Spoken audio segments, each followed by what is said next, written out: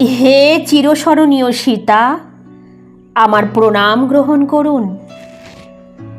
সকলে বলে আপনার সঙ্গে আমার প্রভূত মিল। আপনাকে যেমন আপনার পিতামাতা দেননি পরিচয়, সকলে জেনেছে আপনি যজ্ঞ সমপনান্তে হলকর্ষণ জাতা, ভূমি সমুত্থিতা এবং আপনার পালক পিতা রাজা রাজর্ষি জনক। তেমনি আমার জন্ম রহস্যে আবৃত। আপনার মতো আমিও অজনী সম্ভূতা, যজ্ঞবেদীর অগ্নিসমুদ্ভূতা।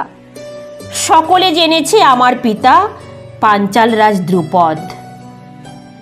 দুজনেই আমরা দিব্য রূপা, দিব্য অংশ জাতা, দুজনেই আমরা রাজকুলবধূ। আপনি জন্মেছিলেন ত্রেতা যুগে, আপনার বিবাহ হয়েছিল সূর্য বংশে। আর আমি জন্মেছি দাপর যুগে, আমি চন্দ্রবংশের বধূ। বীরত্বের অধিকারে হরধনু ভঙ্গ করে নবদুর্বাদল শ্যাম রাজকুমার আপনাকে প্রাপ্ত হন। আমাকে জয় করেন কৃষ্ণবর্ণ অপরূপ অর্জুন, ধনুর্বিদ্যায় শ্রেষ্ঠতা প্রদর্শনে। এরপর আমাদের দুজনের মিল যা কিছু সব অন্ধকার দিয়ে আঁকা। রাজবধূ হয়েও যাপন করেছি দুজনেই বনবাসীর জীবন। লম্পট রাবণ কর্তৃক অপহৃত হন আপনি। সেই অপহরণ ছলনা লাঞ্ছনা দিয়ে আঁকা। নারীত্ব সতীত্বের অপমানে আপনার প্রতিটি প্রহর হয়েছে ক্রন্দন আর বিলাপে অশ্রুভারে রুদ্ধ। হৃদয় আপনার হয়েছে বেদনাবিদ্ধ, রক্তক্ষরণ ক্লান্ত। আমিও প্রকাশ্য রাজসভায় লাঞ্ছিত, নিপীড়িত। চরিত্রহীনের লালসার বিষে আমিও বিষাক্ত নীল। আমার হাহাকারেও বাতাস হয়েছে ভারী, আমার হৃদয়ও জ্বলেছে পুড়েছে বিপুল অন্তর্দাহে।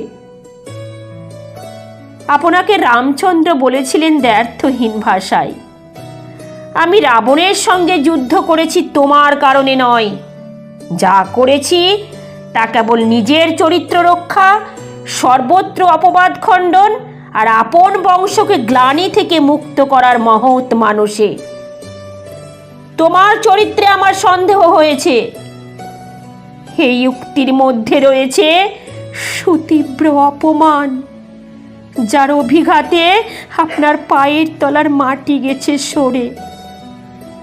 তবু আমার যাতনা করেছে অতিক্রম আপনার দুঃখ সকল। অত্যন্ত অপমানজনক শর্তে আপনাকে অন্য ভ্রাতাদের সঙ্গে ভাগ করে নেননি রামচন্দ্র ভিক্ষা সামগ্রী জ্ঞানে। আপনাকে বহন করতে হয়নি পাণ্ডবদের মাতৃসত্য রক্ষার দায়, পঞ্চস্বামীর ভার্যা হবার ভার। এবার শুধু দুর্বহ নয়, এবার অপমানের। প্রতি বছর আগুনে প্রবেশ করে শুদ্ধ হয়ে এবং নিজেকে কুমারী করে এক স্বামীকে ছেড়ে অন্য স্বামীর কণ্ঠলগ্না হওয়ার মতো মানসিক আর শারীরিক নির্যাতন আর কি আছে বলতে পারেন?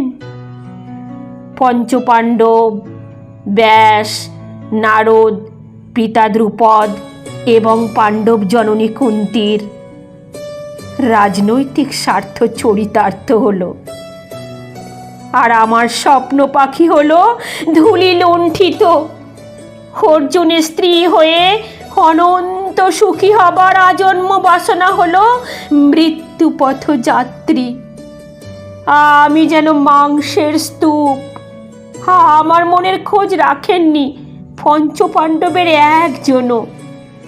তাঁরা শুধু কর্তব্য করেছেন আমার প্রতি অক্ষরে অক্ষরে, আর ভালোবাসার জন্য খুঁজে নিয়েছেন আপন মানুষই। যুধিষ্ঠির দেবিকাকে, ভীম হিড়িম্বার বলাঙ্গনাকে, অর্জুন উলুপি চিত্রাঙ্গদা আর সুভদ্রাকে, নকুল করেনুমতিকে আর সহদেব বিজয়াকে। সীতা দেবী আমার মনস্তাপ অকল্পনীয়। নিয়তি আমার জন্য আরও মর্মঘাতী যন্ত্রণার ব্যবস্থা করলেন। আপনাকে শুনতে হয়নি আপনার পুত্রদের মৃত্যু সংবাদ।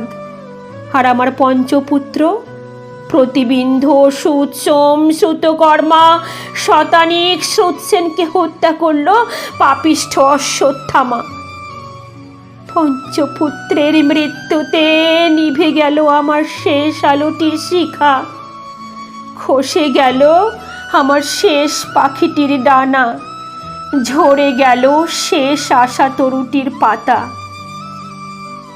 এই মুহূর্তে মনে পড়ছে আমাদের দুই যুগকন্যার আরও একটি চারিত্রিক মিলের কথা। হ্যাঁ, আপনার মতো আমিও প্রতিবাদী। বস্ত্রহরণকালে আমি উচ্চ কণ্ঠে প্রতিবাদ জানিয়েছি পুরুষের অন্যায়ের বিপক্ষে, রুখে দাঁড়িয়েছি ধর্মের নামে নারীর ধর্মভুল লুণ্ঠিত করার অপপ্রয়াসের বিরুদ্ধে। কিন্তু আপনার মতো সূক্ষ্ম প্রতিবাদ করতে পারলাম কই? যে প্রতিবাদ অনুচ্চারিত কিন্তু অমোঘ।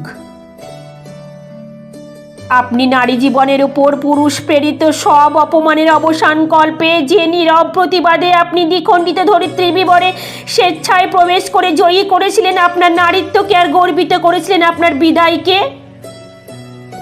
সেই দৃঢ়তা আমি অর্জন করতে পারলাম কই? অতএব আমার জীবনের শেষ সময়টুকুও সাক্ষী হয়ে রইল নারী জীবনের পরাজয়ের, এক নারী হৃদয়ের যন্ত্রণার। অপাংতের মতো পঞ্চপাণ্ডবের পিছনে হাঁটতে হাঁটতে হাঁটতে এক সময় পতিত পরিত্যক্ত হলাম। এভাবে আমার মৃত্যু সাক্ষী রইল সুবিপুল অগৌরবের হায়।